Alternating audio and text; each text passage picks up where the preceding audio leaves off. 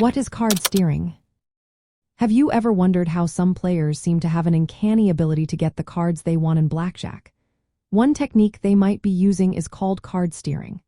Card steering is a method that skilled players use to influence the position of specific cards during the shuffle and cut process.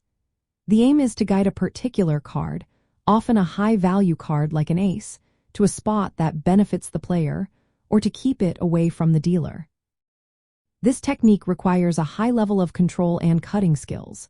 Even a tiny mistake can throw off the entire plan.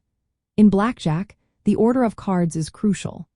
Card steering attempts to manipulate this order by controlling where a specific card lands after the shuffle and cut. For instance, if a player has been tracking an ace and wants to receive it on the next deal, they might try to steer that ace to their position during the cut.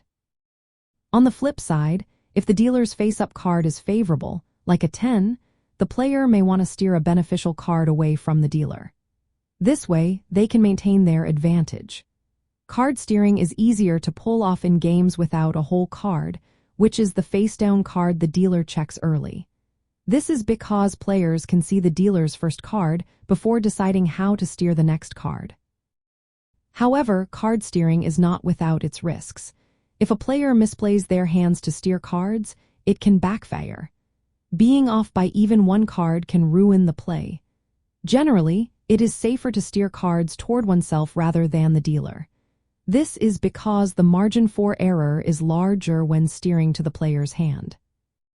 From the dealer's perspective, shuffling and cutting techniques are designed to randomize card order and prevent such manipulation.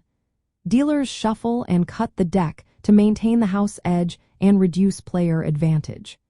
Skilled dealers and casino procedures work to minimize the chances of players successfully steering cards. In summary, card steering is a precise technique where a player tries to influence the shuffle and cut to position specific cards favorably.